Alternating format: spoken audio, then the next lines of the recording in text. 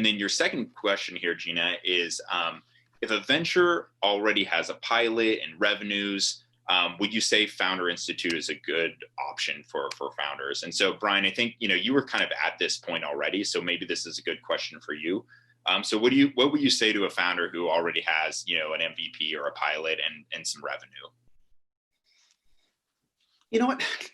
It might be interesting for the fact that you might have your MVP like we did. We might be, and we actually did have a little bit of revenue. But at the end of the day, I think the value from FI really came down through the fact that we actually had a sounding board, and we used the members as a sounding board. We used FI, the mentors as a sounding board to qualify and to actually quantify the idea that you actually had. We actually use them again to validate the pricing models. We use them to validate your idea. Because again, it's one thing to have the idea of who you are as an ideal customer, because everyone comes in and thinks, when you're first thinking of your product, this is my ideal, or these are my buyer personas that I'm going to be going after.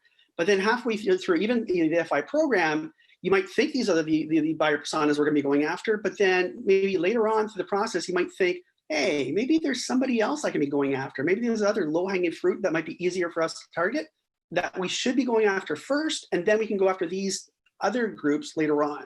I think that's one of the good things that FI actually showed us, specifically that, again, maybe these original buyers are not the ones we should be going after first because we don't want to either piss them off or they'll be good later on as a later stage, but there's this other group that we should be going after first and then use that as a stepping stone to get the next stage of buyers.